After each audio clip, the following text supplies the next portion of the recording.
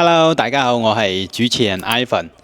今期節目內容呢，主要同大家 share 翻咩呢？就係我哋斗門有一個樓盤啦，都係非常之捲嘅，專打高端局嘅，未推宣火啊，提前亮燈啊，斗門嘅豪宅頂樓又打出一盤高端局啊！咁喺我哋珠海經紀心目中呢，其實珠海斗門嘅市場呢係捲到飛起嘅，但總係有一部分嘅樓盤呢，依然係走出咗獨立嘅行情嘅。咁我哋先嚟睇翻今年1到8月份斗門住宅成交排行榜嘅前10名啦。咁其中呢，都係有大家所熟悉嘅樓盤。亦都係榜上有名嘅。咁如果我哋聚焦翻喺總價200萬以上嘅住宅呢，咁榜單呢就會發生變化啦。咁我哋可以睇翻其中係有咩呢？大家可以認真關注一下先。咁如果我哋再嚟到300萬以上總額嘅呢，又係新嘅一輪洗牌嘅。OK。咁如果係眼尖嘅朋友就會發現啦，咁越到高端市場，咁世榮景觀花園呢越係白尖嘅，就好似攀登珠穆朗瑪峰一樣嘅，越到高處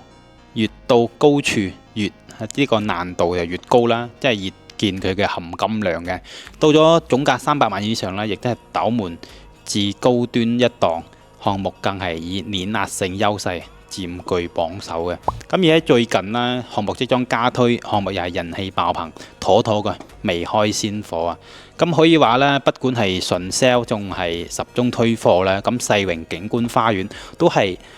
牢牢啊咁鎖死斗門樓市嘅天花板嘅，打出一局高端局，打出一盤呢個高端局啊！咁第一點呢，點解世榮景觀花園可以專打高端局呢？咁 Ivan 認為呢，最關鍵嘅邏輯呢係極致嘅肯定性啦，即係冇人會否認，如今買房嘅大趨勢呢，即係確定性壓倒一切嘅。咁點解咁多人喺新區房價一捲再捲？就係因為好多配套呢，遲遲係未落地嘅，或者係嚟一個大降價，疊加呢個期樓交付貨不對版。呢一種兌現同埋藍圖巨大嘅落差，破壞咗呢個市場嘅預期啊！就因為好多配套遲遲未落地啦，係咪先？咁但係我哋呢一個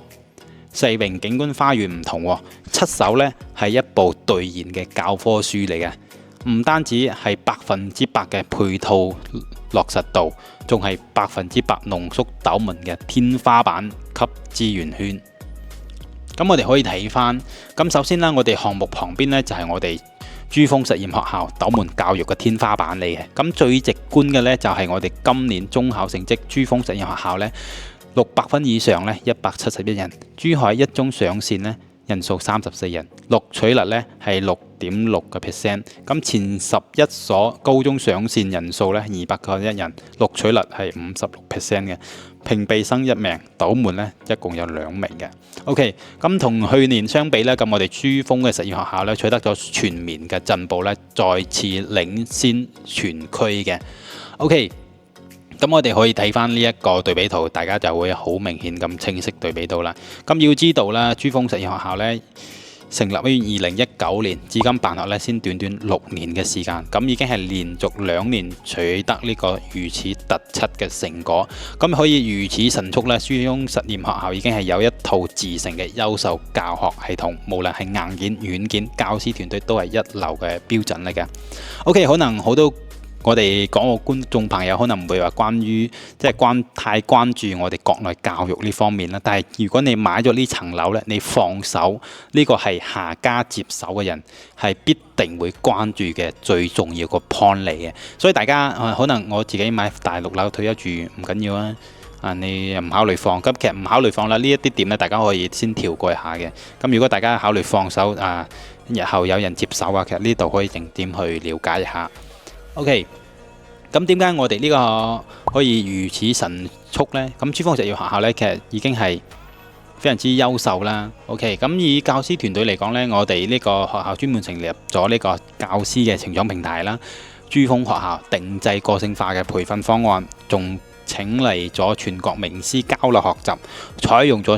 呢一個學分制考核，就好似斗門教育界嘅黃埔軍校啊，咁收咗優秀嘅教師人才，並且加速佢哋成長，提高嘅教學產出。OK， 咁對上呢一種咁靚嘅名校啦，世煥景觀花園已經係贏咗喺起跑線上面噶啦。咁細蚊仔啦，從小學1年級到初3都係同一個教育系統內學習嘅穩定啦，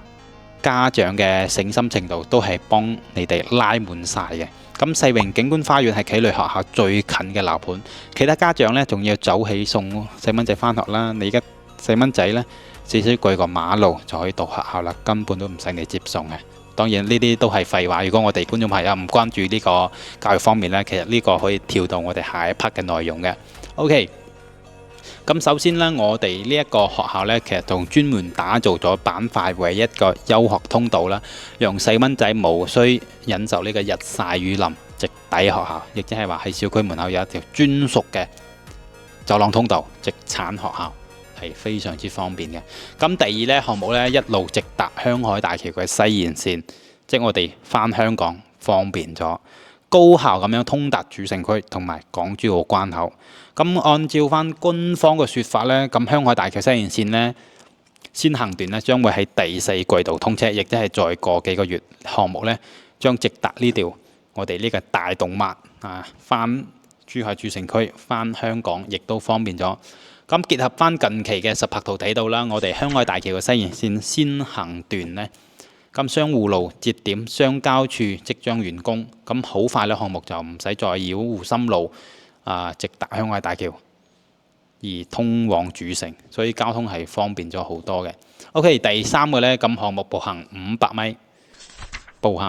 米就到咗斗門片區最大型嘅 shopping mall 世榮萬達廣場，亦都係斗門嘅商業天花板嚟嘅。咁世榮萬達廣場呢，就喺舊年嘅12月開業啦，一開始就火遍斗門啦，亦都係斗門最新最大嘅 shopping mall。咁仲有各種新奇嘅體驗式商業。OK， 4層高啊嘛。咁呢個商場可能有部分觀眾朋友睇過，或者係關於睇過呢一個萬達廣場嘅影片啦。咁有咁樣一個商業地標呢，人哋呢就係專門揸車過嚟打卡，但係住喺我哋呢一個世榮景觀花園呢，即係行下路就到㗎啦。唔使話有呢一個出門啊、打車啊、揸車呢個焦慮啊。OK， 第4點呢，一首歌嘅時間就可以抵達呢個斗門片區最 top one 嘅遵義五院，亦都係我哋西區嘅醫療天花板嚟嘅。OK， 咁截止目前嚟講呢，遵義五院亦都係西區第一，亦都係唯一一個3甲綜合醫院。哪怕住喺金灣，想要揾啲好嘅醫生同埋設備，都係要跑返嚟呢一度嘅。所以我哋世榮景觀花園就唔一樣啦。車程1.5公里，除咗保障咗我哋就醫嘅便利度，就減少咗醫院對居住環境嘅影響。其5，咁南側一線水景啦，東面就無遮擋，遙望黃楊河，一河兩岸，收藏斗門嘅核心景觀啊。咁實拍度呢就非常之直觀啦。咁項目南面呢係一道長約2公里嘅水岸，綠意充盈啊，優美婉約。再換個角度啦，咁黃楊河呢則大氣十足，一河兩岸呢構成我哋斗門嘅生態封面啦。要知道啦，呢一種親水嵌河嘅雙重景觀啦，整個巔峰南呢只有2個項目先可以享受到嘅。OK， 但係喺 Ivan 睇嚟呢，最關鍵嘅呢，亦即係唔係話呢一種唯一性，而係均好性啊！即係其他項目呢，要集中其中1、2項配套不難，但係仲唔集中翻以上5種配套呢，就好難揾到第二個啦，或者有但會貴。OK， 咁呢一種均厚性呢，會讓世榮景觀花園變成一個無短板嘅項目，牢牢咁樣佔據住片區嘅天花板。OK， 再嚟到第2 point， 咁亮燈儀式舉行啦，咁世榮呢係超預期兌現，提前落實嘅，亦即係大家所講嘅提前交樓啊。OK，更重要嘅確定性咧，係我哋世榮景觀花園咧將正式踏入交付週期啊！預計喺今年啦，項目將迎嚟咗集中收樓，近期咧還會開啟工地嘅開放日，接受業主嘅檢驗。好多樓盤啦，佢唔會俾你睇工地嘅，甚至有部分樓盤。連樣板間都做喺異地，係嘛？但係我哋呢個世榮景觀花園就唔同啦，開放工地俾業主去睇。咁前幾日啦，即係前排一段時間嘅項目咧，仲舉行咗我哋呢個亮燈儀式啊！隨住萬家燈火嘅點亮，不僅意味住收樓進入倒計時，更係兌現品質嘅公開展示俾到大家。OK，Ivan 咧亦都係提前去咗現場去感受啦。咁對於一年前相比咧，世榮景觀花園嘅蛻變係非常之明顯，已經係可以睇到一個完整體啦。OK，咁拉近睇咧，其實我哋可以睇到啦，咁建築外面咧已經係全部呈現啦，大面積嘅玻璃面咧拉滿咗工件感，同周邊樓盤嘅石材塗料立面相比咧，呢度更有呢一個明顯嘅代際升級，非常之靚。主入口咧，亦都係酒意成型啦，酒店式嘅環島落客區咧，同埋60米面寬嘅呢一個 lobby，OK，氣派咁撲面而嚟啊！入翻到小區園林嘅一標段嘅園林已經係收尾啦，可以睇到各種高低錯落嘅綠植綠意葱朧，一道風意連廊貫通，可以俾你慢慢咁樣欣賞遊園，非常之正。並且小區咧仲自帶咗630平方嘅下沉式美學泳池，亦都係有埋俾各位觀眾朋友啊，包括有50米標準嘅比賽賽道啦，亦都可以讓你隨時暢遊一番嘅。咁呢度呢，仲有珠海引入首家嘅社區善雅書房，現在呢已經看到咗有唔少人喺呢度溫緊書㗎啦。OK， 佢唔單止係一個書房啦，仲可以提供閱讀、展覽、沙龍、餐飲等多元服務嘅，就好似業主嘅第二個客廳。有呢啲仲唔夠啊！咁成個社區咧，包括咗11種主題嘅全齡段嘅情景空間啦，讓屋企人嘅男女老少啊都可以有興趣所向。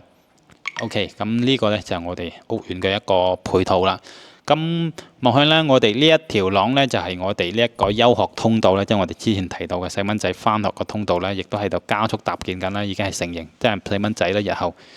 但係呢個就唔過多去睇啦。咁我哋主要都係介紹翻我哋呢個屋苑。咁第3 point 啦，咁終於等到呢個屋苑啦，加推啦，稀缺河景小戶型。更難得嘅係咧，呢一種確定性給足嘅誠意之作啦，終於要加推啦。咁 Ivan 咧收到咗消息啦，咁項目咧已經係加推咗我哋9棟104到137平方個河景3到4房戶型，以及一標段12棟專梯入戶嘅小高層142平方嘅4房單位。咁有想揾珠海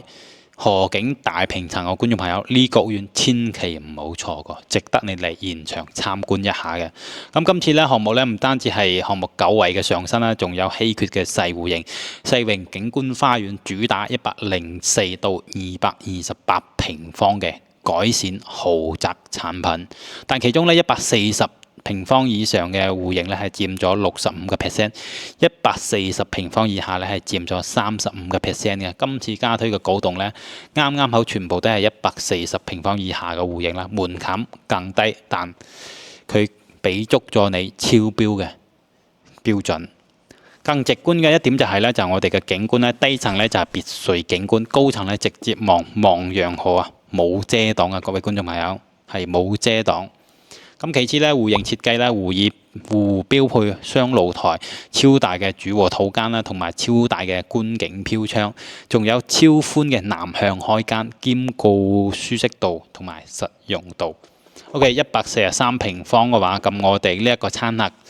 廳同埋陽台一體加上咗短陣深設計啦，同埋可以俾陽光同埋清風灌滿全屋嘅。咁129平方嘅4房咧，單邊位嘅設計啦，全屋南北通透，臥室與公區動靜分區，讓呢個私密度更高。137平方嘅4房咧，正南朝向，雙面景觀，主臥咧梗係堪比呢個星級嘅酒店式享受，更有呢個超長嘅衣帽間。OK，咁其實我哋呢一度呢，呢邊啲戶型呢係會比較多得選擇啦。如果大家會關注翻大尺數嘅單位呢，咁就可以睇翻我哋12棟142平方嘅4房呢，佢真係實現咗豪宅級嘅配置，非常之靚。咁成棟樓呢係17層高，一字板樓設計，同層呢就得2戶人家，戶戶都係專梯入戶，大家有冇聽錯？專梯入戶嚇，擁有專屬嘅獨立電梯廳。咁樣一嚟呢，我哋同電梯出嚟之後呢，就係你嘅屋企天地啦。無論你喺電梯廳嘅收納設計啦，同埋門面嘅展示啦，形成一個內外嘅玄關儀式感，拉滿正。OK， 全屋呢，更係實現咗97%使用率，超大嘅 LTKG 公區，7米寬嘅跑道式陽台，貫穿咗雙開間。呢個格局咧，非常之大氣嘅，包括3代同堂咧都可以其樂融融，非常之適合屋企人多嘅觀眾朋友們。OK， 咁其實咧，我哋交標方面咧，其實都係呈現咗將含金量做到咗極致嘅項目，全部房源咧，全部都係採用咗一線嘅品牌啦。咁其中包括我哋格力電器、華倫帝嘅廚房電器、西門子開間、西頓嘅燈具、史密斯熱水器、東鵬嘅地磚。可能呢啲品牌大家唔會話太了解啦。如果係對於我哋國內嘅觀眾朋友嚟講，會比較清楚。OK， 更重要嘅係呢，我哋屋入邊嘅每一處細節呢，都係無微不至嘅工藝細節啊！好多發展商咧，其實都可以捨得用大牌嘅材料，但係佢施工層面咧就參差不齊嘅，所以收樓時咧多多少少都睇到好多疤㗎，即係大家要執一執。但係我哋呢一度就唔同啦，我哋呢個世榮景觀花園咧，即係我哋係項目現場咧，你睇到嘅每個角落都係嚴絲合縫啊，包括平整嘅地腳線啦、平整嘅插座安裝啦，反正好多嘅，讓你哋呢啲強迫症嘅患者啦，都挑唔出錯處嘅。OK， 咁喺高標準嘅背後呢，亦都係我哋世榮呢嚴謹嘅質量把控加持啊，全程幫你哋出到位嘅。咁其實要做出一座有口碑嘅項目呢，絕不簡單咧。咁購房者嘅眼光呢，從嚟都係獨立嘅。咁對於豪宅嚟講呢，更係如此啦。咁啲買家攞到200-300萬，甚至係300-400萬嘅價錢出嚟，唔係話買你呢個單位就要自己花錢花心思去再去裝修嘅。OK， 咁我哋世榮景觀花園呢，咁自從面世以嚟呢，就聲名在外嘅，深得外地高端買家嘅認可，亦都係頂樓寶座，既來源於頂級嘅配套資源啦，亦都有世榮品質嘅助力。如今啦，我哋世榮咧攞出超越標準兌現力咧，將呢一切咧都變係眼見為實嘅安心。好啦，百聞不如一見啦。咁隨住項目咧，亦都有單位在售啦。有中意大平層河景大平層觀眾朋友呢個盤可以過嚟睇睇。如果大家唔知想要資料咧，都可以後台 WhatsApp Ivan，我會 send 啲詳細樓書俾你嘅。關於呢一個屋苑嘅片咧，其實 Ivan 之前咧都有7個嘅。有興趣嘅觀眾朋友可以網上翻一翻。OK， 咁我哋今期嘅內容咧，主要同大家介紹到呢度啦。咁其實咧，斗門嘅話，尖峰南片區真係斗門嘅天花板位置嚟嘅，衣食住行配套，無論你翻嚟食嘢有萬達廣場，醫療有3甲級醫院，休閒有公園，去邊度揾無可挑剔嘅。當然價錢方面可能會比周邊貴翻少少，但係相信大家都可以接受到嘅。好啦，今期影片就分享到呢度，我哋下期再見，拜拜。